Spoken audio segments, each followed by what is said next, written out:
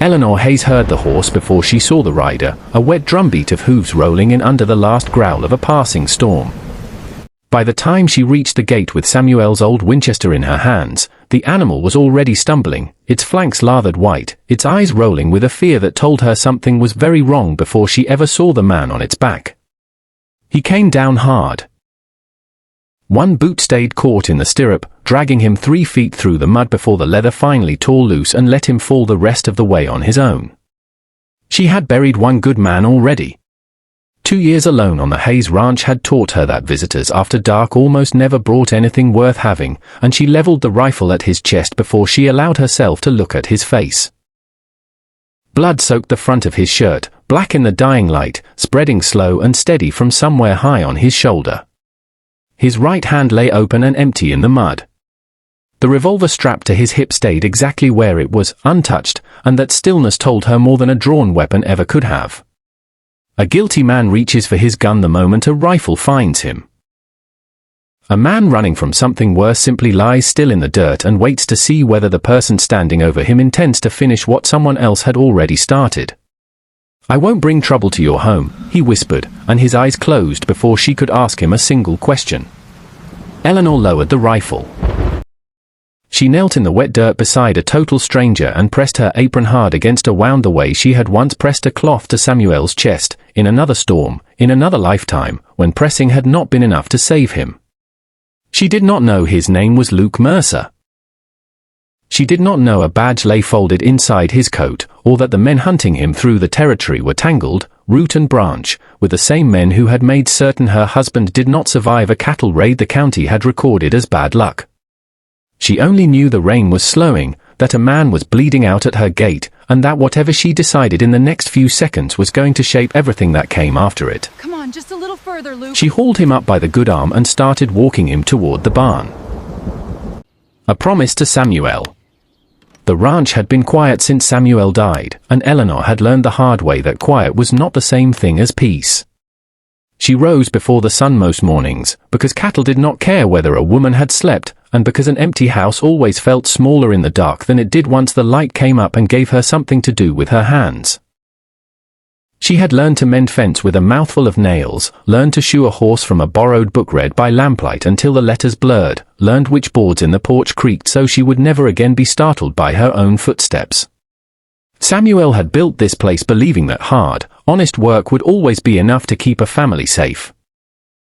Eleanor had believed it too, right up until the morning 3 men rode in ahead of a stampede that should never have crossed Hayes land, and Samuel had gone out to turn the herd because that was who he was, and had not come back.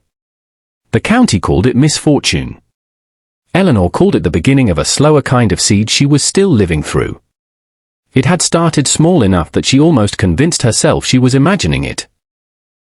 A gate left open that she was certain she had latched the night before. A stretch of creek running low in a season it had never once run low before. Whispered talk at the mercantile that painted her as a widow too soft to hold on to what her husband had built, talk that always seemed to trace, however faintly, back toward the Granger spread bordering her north fence. Silas Granger owned more acreage than any 3 ranches in the county combined, and he had a habit of being generous with his smile and careful with everything else. He had made her 2 offers for the Hayes land since the funeral, both delivered with the practiced warmth of a man doing her a favor, and she had refused them both without hesitation. Refusal, she was learning, carried a cost that never once appeared on paper. "You keep working like this, you'll run yourself clean into the ground before winter sets in," said Eli Turner, her last remaining ranch hand, watching her drag a fence post across the yard with her jaw set and her sleeves rolled to the elbow. "The ground can wait its turn," Eleanor said, and Eli laughed, the easy laugh that had kept her sane through the worst months of grieving. She noticed, though, that his laugh came a little slower these days, a little more careful, the way a man laughs when something heavier than usual is pressing on his chest. She did not ask him about it that afternoon. She had learned that people told her their fears when they were ready and not one moment before, and she had enough of her own fears crowding the porch at night without borrowing his too. That evening the sky to the west turned the color of a bruise, thunderhead stacking up over the mountains, and Eleanor stood at her kitchen window watching the storm roll toward her ranch, unaware that it was carrying a wounded stranger straight to her gate, a man who would either save everything she had left or drag her into a danger far larger than one greedy neighbor. The bleeding stranger. She got him into the barn before the second wave of rain broke, half dragging, half carrying a man who outweighed her by a good 60 pounds, cursing the mud and her own stubbornness the entire way. By lantern light she cut his shirt away with the kitchen shears and found the wound was a clean pass-through, high in the shoulder, ugly and bleeding freely, but survivable if she could get it packed before he lost much more. He came awake while she was working, gritting his teeth against the pain rather than crying out, which told her something about the sort of man he was before he'd said a proper word to her. "Name," she said, more command than question. "Luke Mercer." He said it slowly, watching her hands rather than her face, the way a man watches the thing that could hurt him most. "Thrown from my horse after I took the shot. I'd be grateful for water. I won't trouble you past that." "You already have," Eleanor said, but she fetched the water anyway, because refusing a wounded man a drink was not a cruelty she had in her, no matter how much sense caution made. He drank like someone who hadn't had a clean cup in days, and when he handed it back his eyes flicked once, briefly, to the inside pocket of his ruined coat, checking that something folded there hadn't shifted loose. Eleanor pretended not to notice. She had learned, since Samuel died, that small details were often the only warning a person got out here, and she filed this one away carefully. "Who shot you, Mr. Mercer?" "A man who would rather I not answer that honestly," he said, "and I intend to keep disappointing him for as long as I'm able." A ghost of a smile crossed his face and vanished almost before it arrived. "You didn't have to help me." "No," Eleanor agreed, tying off the bandage with steady hands despite the tremor she could feel building underneath them. "I didn't." She left him a blanket and a lantern turned low and went back to the house, where she sat at the kitchen table the rest of the night with the Winchester across her knees, listening to rain drum on the roof and wondering exactly what she had dragged in out of the storm, and whether she'd live to regret her own mercy. By morning, she decided she would rather regret mercy than regret its absence. It was a decision that would matter more than she yet understood. Shadows around the ranch. By the time Luke could sit upright without the barn tilting sideways on him, 3 more head of cattle had gone missing from the north pasture, and someone had scattered a fistful of tacks across the trail her supply wagon used every Thursday morning, flattening 2 wheels before she'd gone half a mile. "Tell me this happens on every ranch out here," Luke said from the cot Eli had rigged for him in the tack room, watching Eleanor work a piece of metal loose from the wagon wheel with a pair of pliers, her knuckles white with the effort. "It didn't happen before my husband died," Eleanor said without looking up. "It's happened steadily since. Fences cut and blamed on weather. A watering hole gone strangely low. A loan call due early with no explanation anyone will put in writing. And cattle that keep wandering, somehow, toward the one ranch in this county that has never once lost a head of its own." "Granger," Luke said. She looked up sharply. "You know the name." "I know the shape of men like him," Luke said, and something in his voice had gone flat and careful in a way that made her wonder, not for the first time, exactly what sort of drifter she'd taken into her home. Men who would rather starve a person out slow than risk a fight anyone could point a finger at afterward. It's cheaper than an honest offer, and a great deal harder to prove. Eleanor set the pliers down in her lap. "You're not just a drifter, are you, Mr. Mercer?" "I'm a man who needs somewhere quiet to heal," he said, which was not a denial, and they both understood perfectly well that it wasn't. She let it sit between them, because the wagon wheel needed fixing before the sun went down and there was no sense chasing a truth a wounded man wasn't ready to hand over yet. But she noticed, over the following days, that Luke watched the tree line the way someone watches for enemies rather than weather, scanning the ridge before he ever stepped fully into open ground, and she began to suspect that the danger circling the Hayes ranch had just grown a second, stranger front.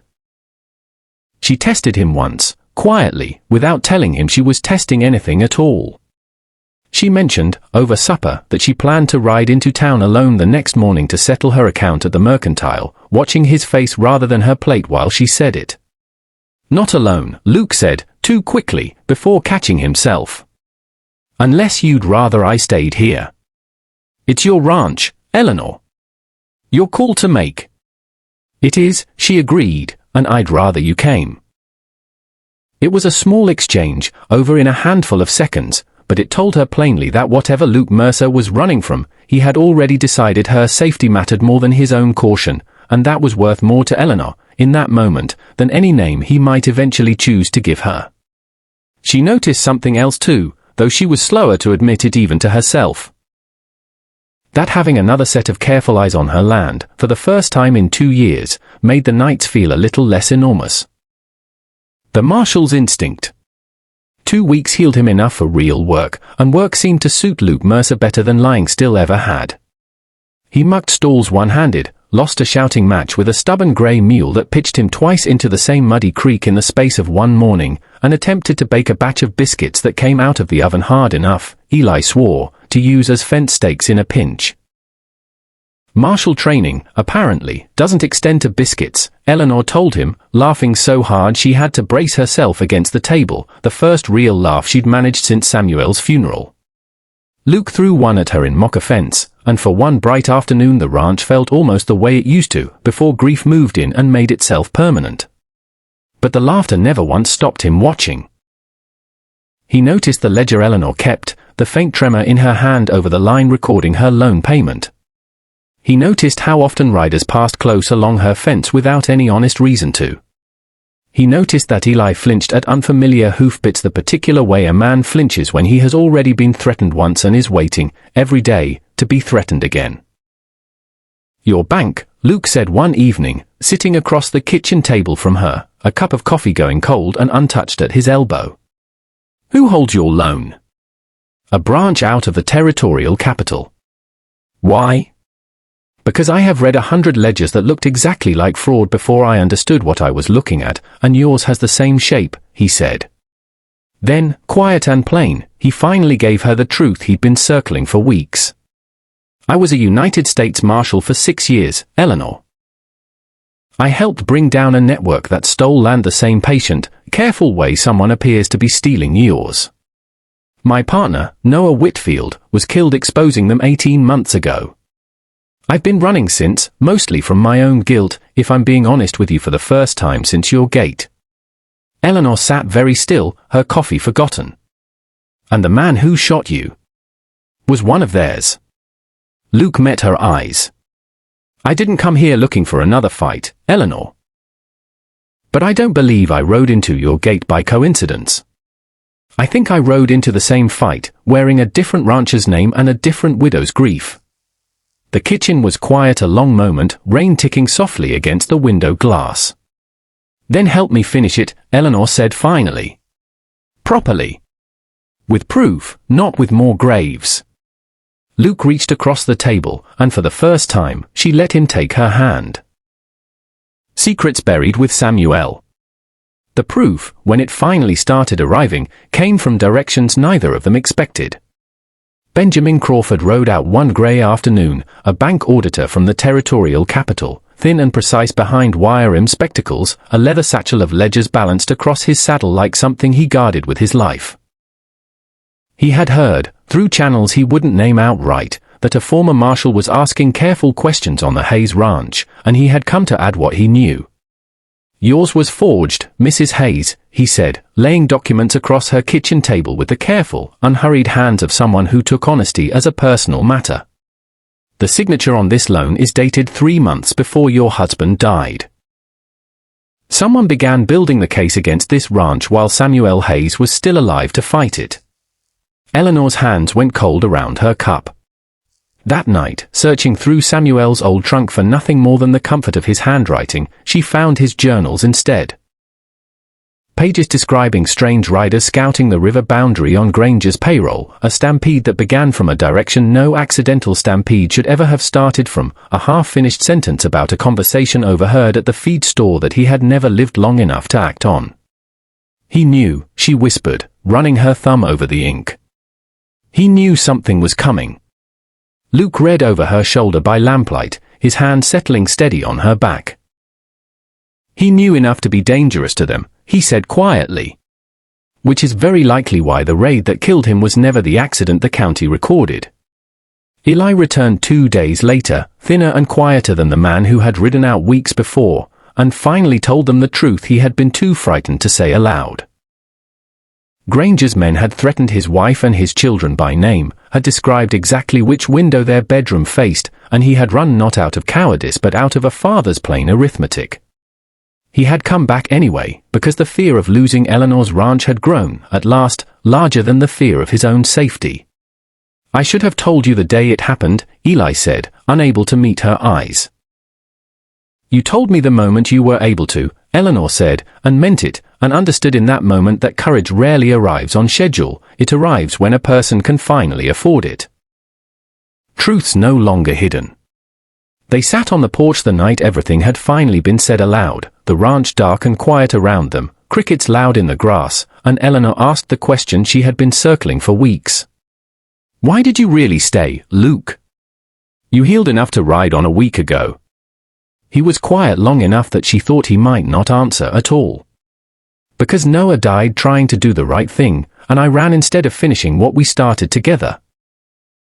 Staying here, helping you, is the first honest thing I've done in 18 months. He turned to face her fully, the lantern light catching the tired lines around his eyes. "And because somewhere between the biscuits and the mule and watching you carry this whole ranch on your back without one word of complaint, I stopped thinking of this as someone else's fight. I buried one man who died protecting this land," Eleanor said, her voice low. "I don't know if I have it in me to watch that happen twice." "Then we make certain it doesn't," Luke said. "Not with more violence. With proof laid out so plainly that even the men protecting Granger can't look away from it." "And after?" Eleanor asked, quieter still, "when the proof is delivered and the danger's past. What happens to a marshal with nowhere left to run to?" "I suppose he finds out whether he's still allowed to stay somewhere on purpose," Luke said, and something in the way he said it made her laugh softly despite herself, despite the fear still sitting heavy in her chest. She reached over and took his hand, rough and healing and steady, and for the first time since Samuel's death she let herself imagine a future with someone standing in it beside her, rather than a future she had to hold up entirely alone. They did not talk about it further that night. Some understanding settled best in silence, under a sky finally clear of storm clouds, two people who had each buried something learning, slowly, how to build again. Eli noticed the change before either of them said a word about it out loud. He caught Luke watching Eleanor across the yard one morning with an expression that had nothing to do with fences or cattle, and he grinned wide enough that Luke threw a currycomb at him just to make him stop. "Can't mend a wagon axle in peace around here," Luke muttered, though he wasn't quick enough to hide the color rising up his neck. "Can't hide sweet on the woman who saved your life, either," Eli said, ducking a second currycomb with the ease of long practice, and even Eleanor, overhearing from the porch, had to press a hand over her mouth to keep from laughing out loud. It was a small moment, the sort that would never appear in a ledger or a court record, but it mattered enormously to a ranch that had gone 2 long years without much laughter at all, and Eleanor found herself grateful for it in a way she hadn't expected. Gathering the evidence. Word moves fast in a small territory, and Silas Granger heard within days that a former lawman was asking pointed questions on Hayes' land. He rode out himself, immaculate in a black frock coat despite the dust of the road, silver threading his combed hair, and stood at Eleanor's new mended gate wearing the same calm smile he wore to every social event in town. "I hope your guest is recovering well," Granger said, his eyes flicking once toward Luke standing easy and watchful on the porch. "It would be a terrible shame if trouble followed a stranger onto a widow's land." "The only trouble on my land, Mr. Granger, is the fence your cattle keep finding their way through," Eleanor said, and watched his smile hold perfectly, impossibly steady, which told her more about his guilt than any confession could have. "You've had a hard 2 years, Mrs. Hayes. I've always admired your resolve. Some might call it stubbornness. Some might call your patience something else entirely," Eleanor answered, and for the first time since he'd arrived, the smile flickered. Granger rode off without another word, and Eleanor watched him go with her heart hammering, understanding that a line had just been crossed that could not be uncrossed. Behind the scenes, over the following week, Benjamin Crawford's ledgers, Samuel's journals, and Eli's testimony began fitting together into something too large and too specific for any local sheriff to wave away as one grieving widow's imagination. Luke wrote to a federal judge he trusted from his martial years, a man named Nathaniel Brooks, known across the territory for a fairness that even powerful men feared, asking him to ride out and hear the evidence himself before it could quietly disappear the way evidence sometimes did in counties where money spoke louder than law. Granger, sensing the walls closing in before the paperwork ever reached the judge's desk, made the decision that patient, ruthless men so often eventually make when patience finally runs out. He decided to burn the problem down before it could ever testify against him. Fire before dawn. The riders came 2 hours before sunrise, torches lit against the dark, and the first warning Eleanor had was the smell of smoke drifting thin and sharp through her open window. "Eleanor!" Luke was already moving, already armed, already shouting through the house for Eli. She grabbed Samuel's rifle for the second time in this story and ran out into a yard lit orange with fire eating hungrily at the edge of her new-built barn. Riders circled the property, more interested in destruction than in confrontation, sent to erase evidence rather than commit murder out in the open where it could be counted against them later. Eleanor fought the flames with buckets and grit and her own stubborn refusal to lose anything else to this family's enemies, while Eli got the frightened horses clear of the smoke, calling their names low and steady the way Samuel had once taught him.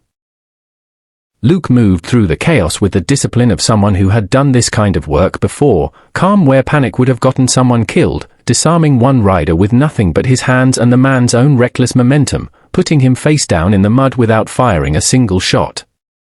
A second rider tried to put a torch to the house itself.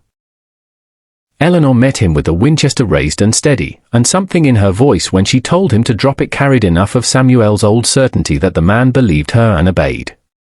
By the time the sky turned grey with morning, the barn was a smoking ruin, but the house stood, the herd stood, and every person on the Hayes ranch stood too, soot-streaked and shaking but alive. "They'll call it an accident," Eleanor said, staring at the wreckage, her voice hoarse from smoke. "Not once Judge Brooks sees exactly what happened here," Luke said, an arm steady around her shoulders. "Granger just made the biggest mistake of his life. He handed us a crime nobody with eyes could ever pretend didn't happen. Justice for the Hayes Ranch." Judge Nathaniel Brooks rode into the county 3 days later, white-haired and unhurried, carrying an authority that needed no raised voice to fill a room, and the hearing that followed drew half the territory into the small courthouse to watch. Benjamin Crawford laid out the forged loan documents one by one, precise and unshakable under cross-examination. Eli Turner testified about the threats made against his wife and children, his voice steady despite the fear still visible in his clenched hands. Luke Mercer stood before the packed room and, for the first time in 18 months, said his own name and his own history aloud, admitting exactly who he was and exactly what he had ridden into this county to expose. Samuel's journals were read into the record last, his careful, patient handwriting describing a conspiracy he had died before he could prove, his own voice finally speaking for him from a grave he had been put in far too soon. Granger's lawyer tried denial first, insisting the loan documents were a simple clerical error. He tried delay next, requesting weeks to review paperwork that had been sitting plainly in front of him the entire time. He finished with indignation, accusing a grieving widow and a former lawman of conspiring together out of spite, a claim that landed so badly in the packed courtroom that a ripple of quiet laughter moved through the benches before the judge silenced it with a single look. None of it survived contact with evidence laid so plainly across the table. Silas Granger himself said almost nothing throughout the proceedings, sitting straight-backed and composed even as the case against him grew heavier by the hour, and Eleanor watched him closely, looking for some flicker of shame or regret. She found none. Whatever guilt lived in Silas Granger, he had long since learned to keep it well hidden behind good tailoring and a patient smile, and she understood, watching him, that men like him rarely feel sorry for what they've done. They only ever feel sorry for getting caught. "Mr. Granger," Judge Brooks said, in the calm, unhurried voice of someone who had clearly watched every trick men like Granger tried and grown tired of all of them, a rancher who requires fraud, fire, and fear to acquire land he cannot honestly earn is not a rancher this territory intends to protect. Silas Granger left the courthouse in irons that same afternoon, his quiet empire of cruelty collapsing in a single day the way it had never once seemed capable of collapsing while it was being built slowly, one small threat at a time. The townspeople who had once whispered about Eleanor's inability to hold her husband's land now stood along the street and watched their whispers ride away in a locked wagon, and more than a few had the grace to look ashamed of themselves. Eleanor felt no triumph watching him go.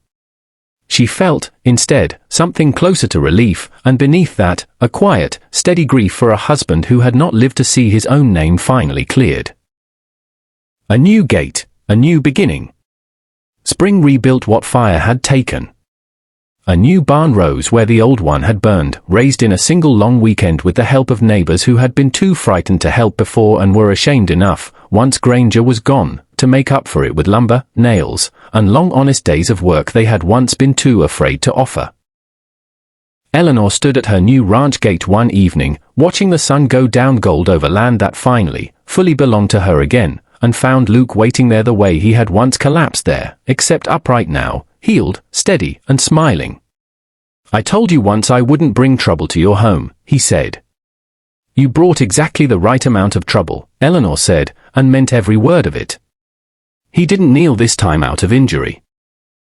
He knelt on purpose, one hand steady on the very post he had first fallen against, and asked her the question she had quietly hoped for since the afternoon his biscuits came out hard as fence stakes. Eleanor Hayes, who had once believed loving again would somehow betray the man she'd buried, understood at last that Samuel's dream had never needed her grief to survive. It had only ever needed her to keep going, and to let herself be happy when happiness finally came looking for her. She said yes beneath the very gate where he had first arrived bleeding and broken, with Eli whooping loud enough to spook the horses and Benjamin Crawford, of all people, wiping his spectacles on his sleeve. Years later, when children ran laughing across land that fraud and fire had once tried to steal, the Hayes Ranch stood exactly the way Samuel had built it. Protected, in the end, not by violence but by truth, by neighbors finally brave enough to stand together, and by a widow who let herself be loved again without ever once letting go of the man who had loved her first. Justice, this story hopes you'll remember, does not always arrive with guns blazing.